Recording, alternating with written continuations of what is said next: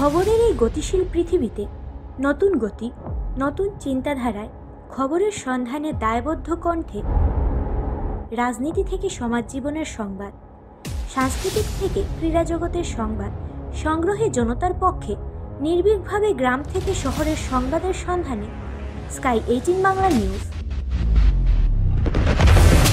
আমাদের মূল মন্ত্র সত্যের সাথে মানুষের পাশে 24 ঘন্টা।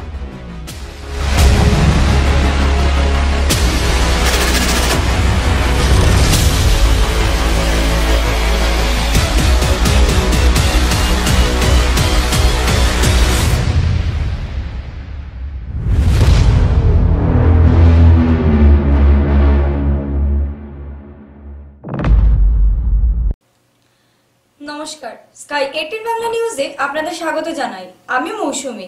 দেখে নিচ্ছি আজকের বিস্তারিত সংবাদ। বিপদসীমার উপর দিয়ে বইছে লঙ্গাই, জলোচ্ছ্বাসে ভেসে গেল পাকা সেতুর বিশাল অংশ।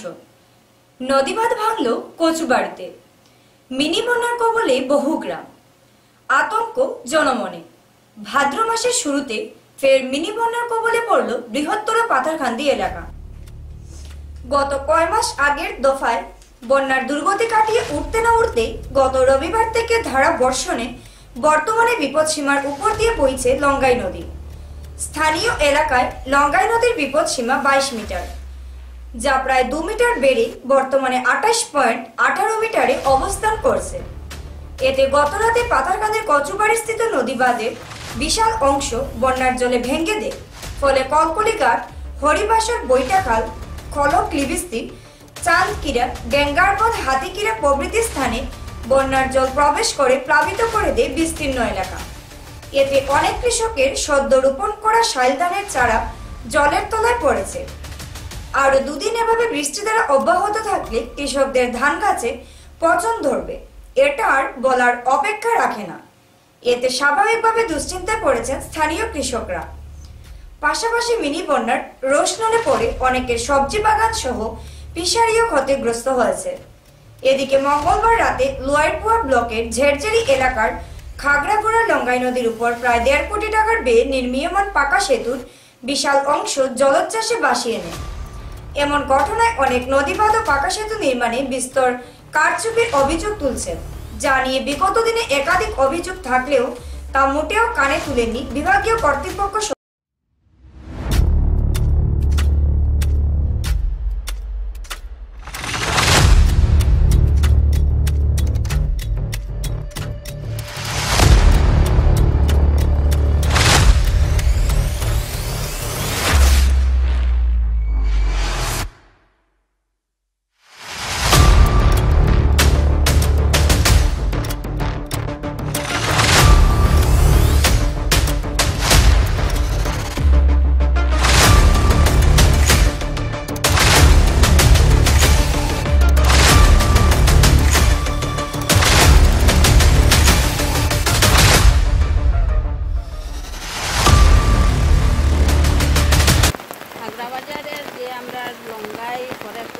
সামনে যে ব্রিজটা নিম্ন মানের কাজ হওয়ার কারণে আমরা ব্রিজটা ভাঙ্গায় আমরা গ্রামের খুব ক্ষতির, মানে উত্তরমাগড়া গ্রামের খুব ক্ষতির।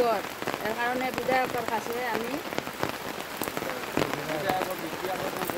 দৃষ্টি আকর্ষণ করিতেছি বিভাগীয় কর্তৃপক্ষের কাছে আমাদের গ্রামটা সুরক্ষিত করা যায়। আমরা যে লঙ্কাইবাজার যে ব্রিজ যেটা হয়েছে ফরেস্ট অফিসের সামনে, এই ব্রিজটা কালকে পুরো ভাঙ্গিয়া গেছে গিয়া, নদী ভাঙ্গিয়া পুরো ব্রিজটা গেছে গিয়া। আমরা এখানে উত্তরমাগড়া গ্রাম আছে, স্কুলের লগে LP স্কুলের লগে যে গ্রাম যেটা আছে, গ্রামটা পুরো ভাঙ্গিয়া যায়। এখন এটা কেমনে কিটা করা, এটা সরকার হচ্ছে আমরা আবেদন করি। আমার নাম বাবুল চন্দ্র, গ্রাম নৌকা।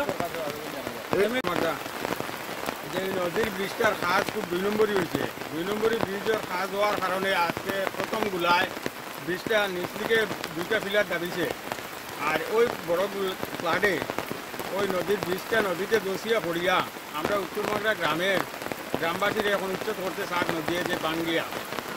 আমরা ওটার সুরক্ষা চাই যে আমরা গ্রামবাসী যাতে সুরক্ষিত থাকি, ওটাও সরকারের কাছে আবেদন। ও তো 3বার থেকে মানে প্রথমে একবার ভাঙ্গিছে, ঘর দুয়ারিতে সব ভাঙ্গিয়ে নিছে গিয়া, এখন আরেকবার এরকম আইছে ফ্লাড আইয়া ঘর দুয়ার ভাঙ্গিয়ে নিছে, 3বার হয়ে গেছে, এবার লাগে 3বার হয়ে গেছে। এখন যে অবস্থা হয়েছে আর ধরো আর মানে রোয়া যাইতো না, বাস দি করবা না ইয়া রইছিলাম দিন, এখন আর রোয়া যাইতো না। কোন জায়গা এটা? এটা কচুবাড়ি, পশ্চিম কচুবাড়ি। বর্তমান জল ঢুকে নিল গাই যদি জল ও ঢুকে মানে কয়টা পাঙ্গা কচুবাড়ি কিটা হয়েছে? ও তো 3বার ভাঙ্গিয়ে আসছে, এটা জল বাড়েনি না কিটা? জল বাড়ে। বর্তমান অবস্থা কিটা? তোমার অবস্থা তো মানুষের বাতিবার উপায় নাই, এখন আনলো দেওয়া আনলো দেবো এই বাদ দেয় ভালো হয়েছিল। তারপরে কেন্দ্রীয় মন্ত্রী সর্বানন্দ সোনোয়াল ও আসামের মুখ্যমন্ত্রী ডক্টর হিমন্ত বিশ্ব শর্মাকে নিয়ে রাজ্যসভা নির্বাচনে মনোনয়নপত্র জমা দিলেন উত্তর করিমগঞ্জের প্রাক্তন বিধায়ক তথা এএসটিসির চেয়ারম্যান মিশন রঞ্জন দাস। তার মনোনয়নপত্র জমাকে কেন্দ্র করে উৎফুল্লিত মিশন অনুরাগীরা।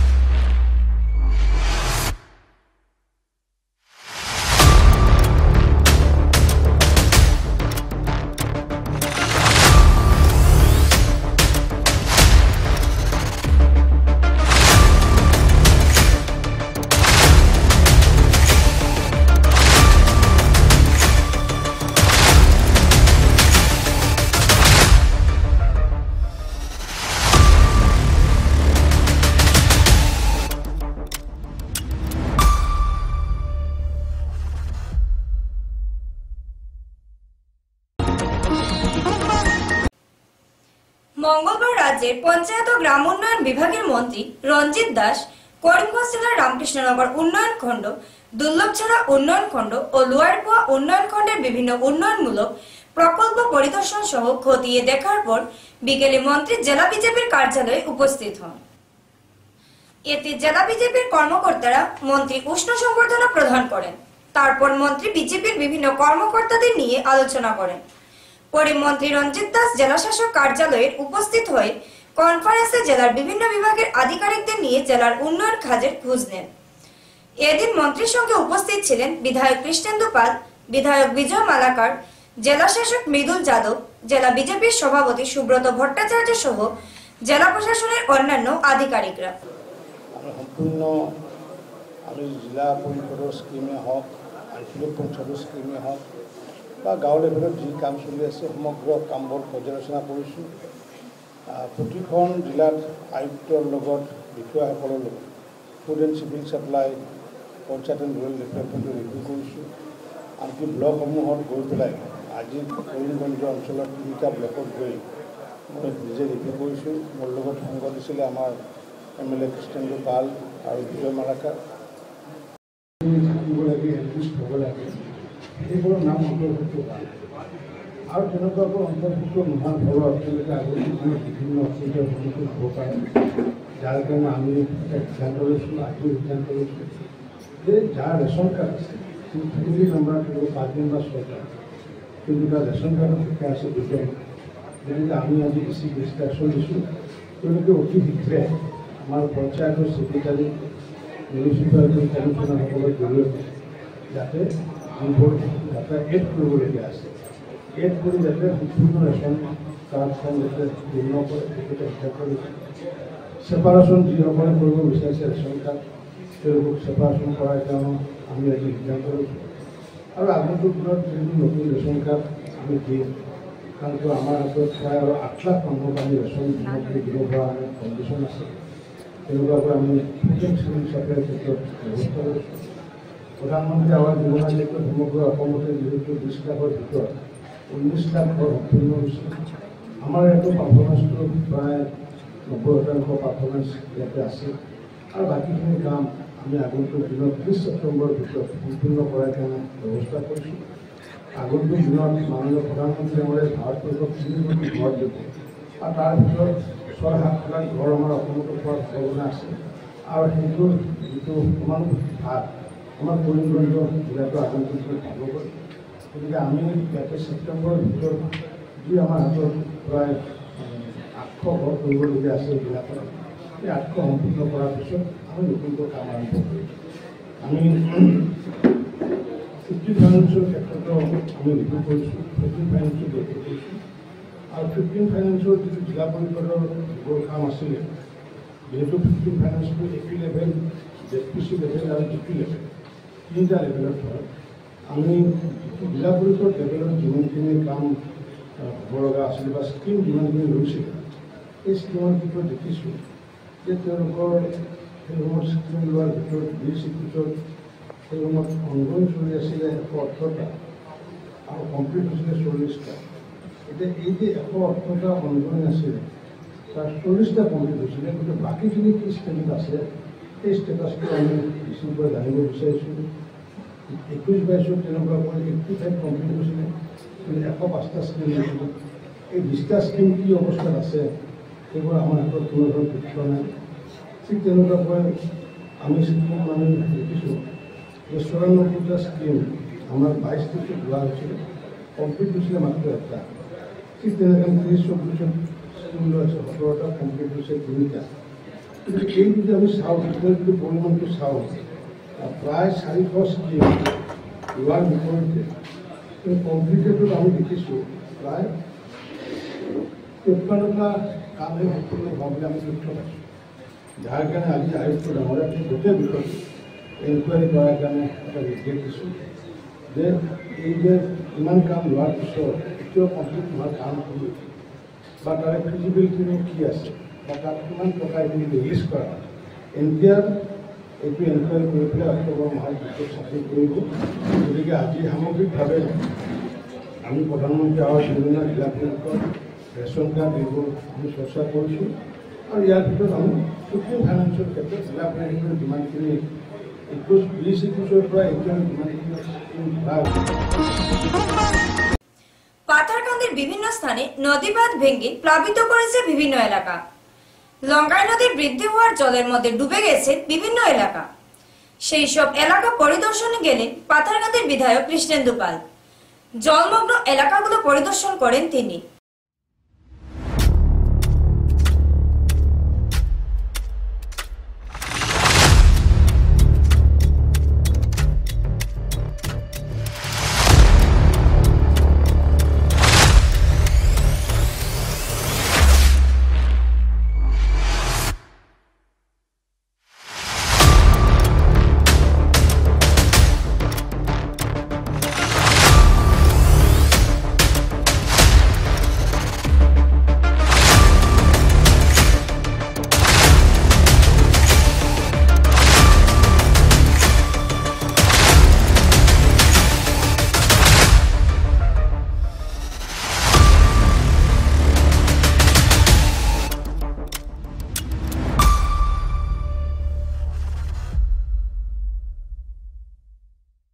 ধাৰণ কৰিছে আৰু বিশেষকৈ আপোনালোকে এই 3-4 দিন ধৰি যে কণ্টিনিউৱাছ মিজোৰাম বা আমাৰ বৰাক ভেলী চবফালেই বৰষুণ চলি আছে আৰু বিশেষকৈ লংগাই যিটো আমাৰ নৈ, লংগাই নৈটো ভয়ানক ৰূপ ধাৰণ কৰে যেতিয়া মিজোৰামত বিশেষকৈ বেছি বৰষুণ হয়। আৰু এইটোৰে পৰিণাম হৈছে আপোনালোকে দেখি পাইছে যে স্পীডে লংগাইৰ পানী বাঢ়ি আছে আৰু এতিয়া মানে ডেঞ্জাৰ লেভেল ক্ৰছ কৰিছে, প্ৰায় 1 মিটাৰ ডেঞ্জাৰ লেভেলৰ ওপৰত আছে। আমি এতিয়া যিটো ষ্টেটাছ দেখিলোঁ যে 24 মিটাৰ 32 চেণ্টিমিটাৰ পানীৰ বৰ্তমান ইয়াছ। তো 23 হ'ল বেচিকেলি নৰ্মেল লেভেল, এতিয়া 1.5 মিটাৰ ওপৰত আছে। তো আৰু যদি বৰষুণ হয় তেতিয়াহ'লে আৰু পৰিস্থিতি ভয়ানক ৰূপ ধাৰণ কৰিব। আমাৰ চাৰ্কুল অফিচাৰ বালাৰী মহোদয়, DC আমাৰ মৃদুল কুমাৰ যাদৱ সবেই আছে আৰু আহিছে, সাইট ভিজিট কৰিছে। ইয়াত আমাৰ পাৰুগাঁও এটা ঠাই, মাথাউৰি ছিঙিলে, ইয়াত আৰু এটা আমাৰ কচুবাৰী মাথাউৰি ছিঙিলে আৰু অলপ আগত আৰু এটা পৰ্চন মানে হৈছে, তাতে যোৱাটো ব্যৱস্থা নাই। এতিয়া নৌকাৰ জৰিয়তে আমরা যাম।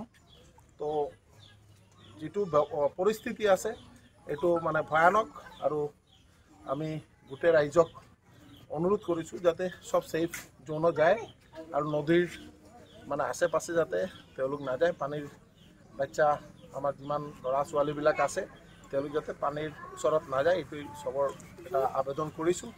আৰু মাননীয় মুখ্যমন্ত্ৰী মহোদয়ৰ লগত আমাৰ কথা হৈছে, আমাৰ water resource minister Piyush Hazarika ডাঙৰীয়া মহোদয়ৰ লগত আমাৰ কথা হৈছে। তেওঁলোক মানে বন্যা পৰিস্থিতিৰ ওপৰত পূৰা ঘণ্টাই ৰিপৰ্ট মানে লৈ আছে। তো আশা ৰাখিছোঁ যে আজি যদি বৰষুণ কম হয় তেতিয়াহ'লে নৰ্মেল এটা স্থিতি কালি পৰহিৰ ভিতৰত স্যাৰ বহু পৰিয়াল বানৰ কবলত আছে স্যাৰ, মানে ত্ৰাণ সামগ্ৰী কেতিয়া পাব স্যাৰ? যদি আজি মানে অলৰেডি আমাৰ চাৰ্কুল অফিচাৰ ৰিপৰ্টিং কৰি দিছে। আমাৰ যিটো লাগিছে প্ৰায় নিয়াৰ এবাউট 100 ভিলেজৰ ওপৰত মানে বন্যা তেওঁলোকে বন্যাৰ কবলিত হৈছে। আৰু বহুত মানুহ প্ৰায় 15-20 হাজাৰ মানুহ এতিয়ালৈকে মানে বন্যার কবলত আছে। এখন নিয়ে নিচ্ছি ছোট্ট একটি বিজ্ঞাপন বিরতি, সঙ্গে থাকুন। আনন্দ সংবাদ, আনন্দ সংবাদ, আনন্দ সংবাদ। পূর্ব থেকে প্রস্তুত করা বিভিন্ন ডিজাইনের স্লেপের বাউন্ডারি আপনি কি হাতের কাছে পেতে চাচ্ছেন? কি আর সমস্যা, আপনার কাছে সমস্যার সমাধান নিয়ে হাজির এআর বাউন্ডারি ওয়াল।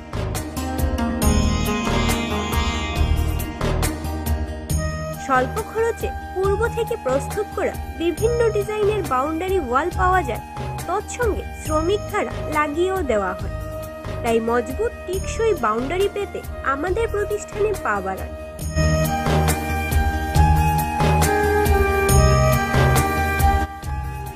আমাদের সামগ্রী বিক্রি প্রতিষ্ঠানের ঠিকানা এআর বাউন্ডারি ওয়াল, নিলামবাজার, পশ্চিম বালিয়া, দুর্গানগর রোড, করিমগঞ্জ।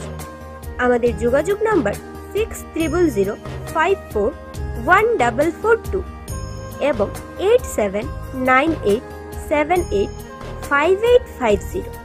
গ্রাহকদের সন্তুষ্টি আমাদের সংকল্প।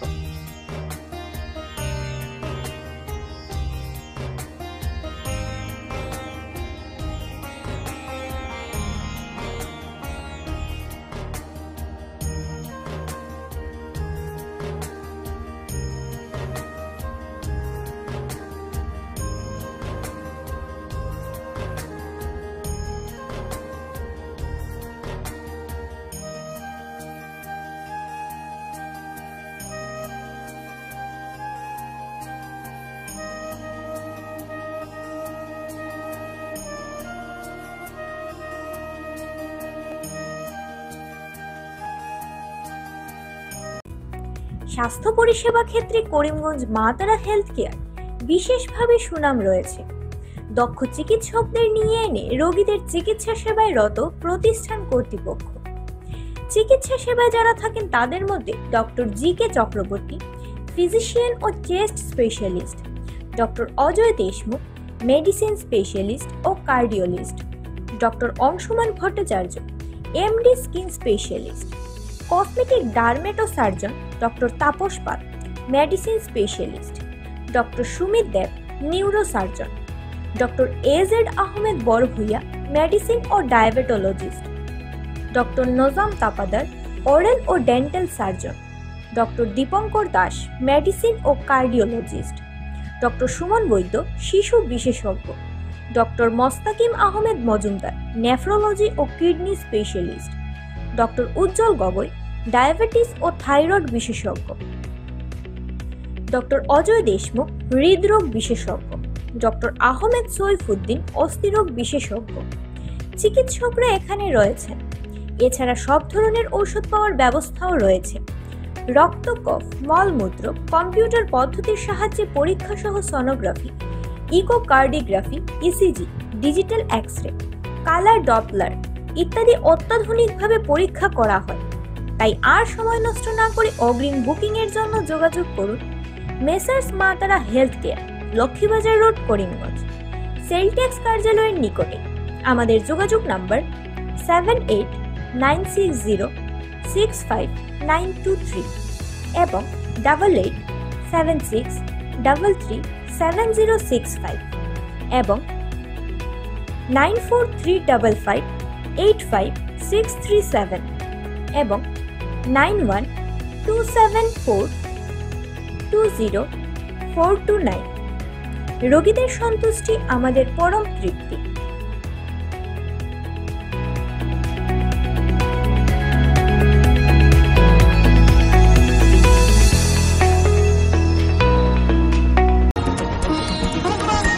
যাত্রীবাহী অটোর ভিতরে শিলচর অসম বিশ্ববিদ্যালয়ের ছাত্রীকে শ্লীলতাহানির চেষ্টা অটো চালকের। গ্রেফতার লম্পট অটো চালক।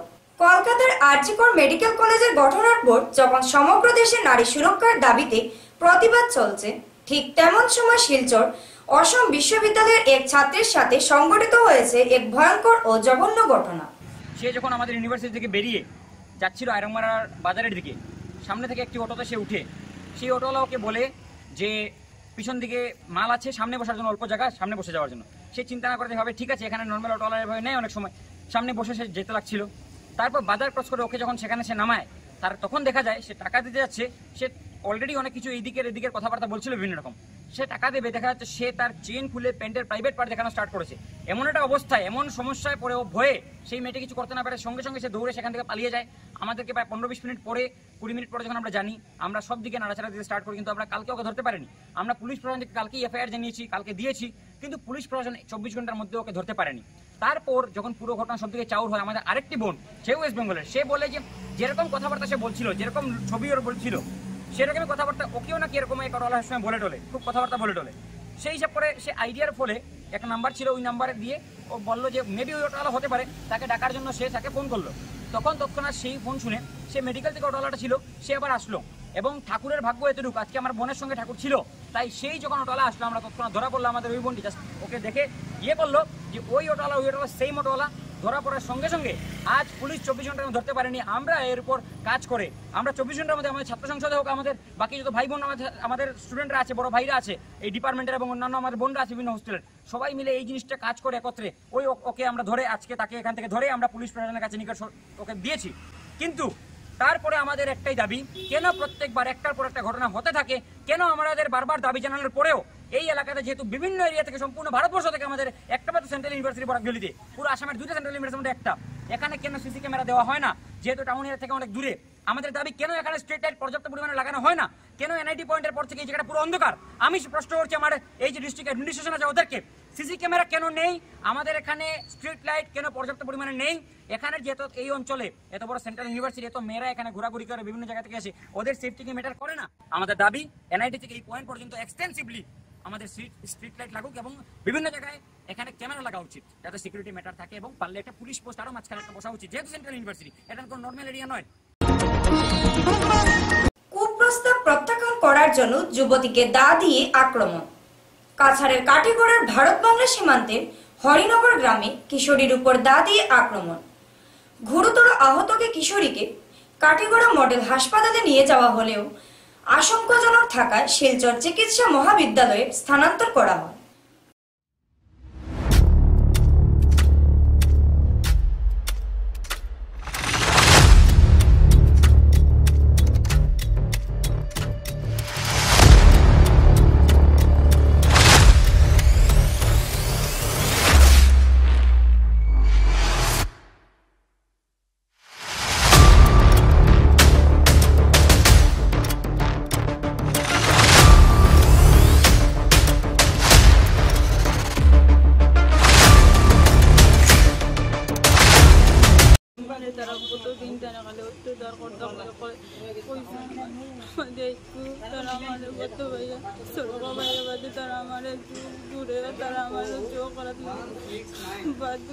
চরিত্র করাত বাদে আমার তারা দরিয়া বাদে তারা কতটা মিলিয়াস বাদে আমি ঠিক চিল্লা দিয়ে আমার বোনের ধরে ডেকে আনছি, আনিয়ে তারা আমার বাস জো করার লাগিয়ে ঠিক চিল্লা দিয়ে সব ডেকে বাসা করছি।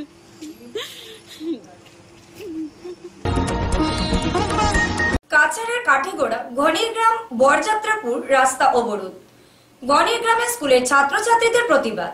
সেই অঞ্চলে যাওয়া আসা করতে রাস্তার জন্য দুর্ভোগ পোহাতে হচ্ছে স্থানীয় এলাকার ছাত্রছাত্রীদেরকে। রাস্তা নির্মাণে ব্যাপক দুর্নীতি চলছে, এমনই বিভিন্ন অভিযোগ উত্থাপন করে প্রতিবাদে সরগরম করে তুলে ছাত্রছাত্রীরা রাজপথ।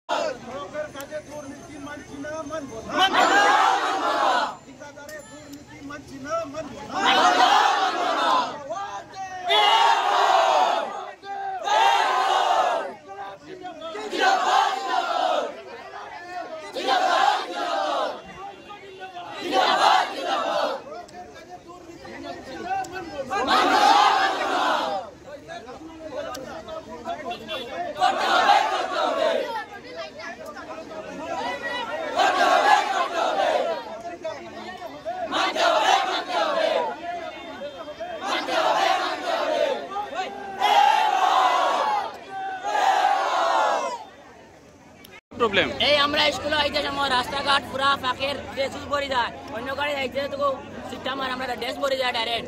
এর বাদে যেটা কাম করা হয়েছে ব্লক, যা পালি দিয়ে মেডেলিং করতে সময় সারা এখন ব্লক ডাবি যায়।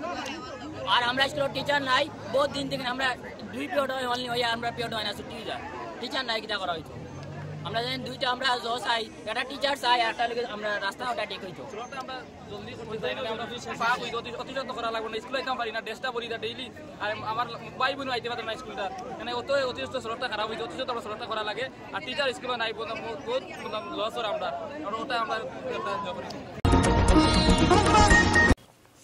করিমগঞ্জ শ্রী শ্রী রাধা মদন জিউর মন্দিরে বার্ষিক সাধারণ সভা অনুষ্ঠিত হয়। রাধা মদন মোহন ভোগ মন্দিরে অনুষ্ঠিত হয় মন্দির কমিটির সভাপতি শ্যামল রায়ের পৌরোহিত্যে।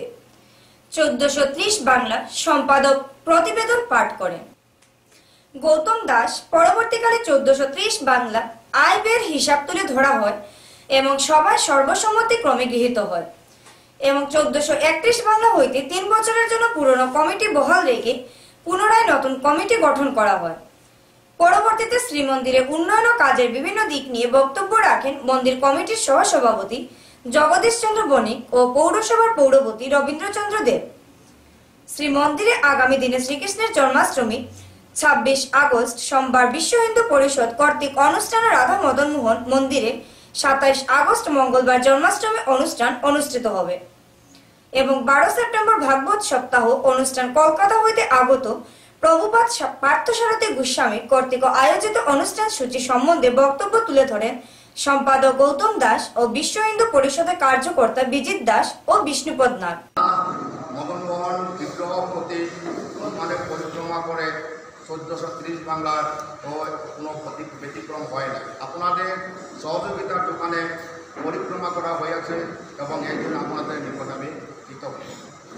রথযাত্রা, ঝুলনযাত্রা ও জন্মাষ্টমী উৎসবের মহাসমারোহে পালিত হয়।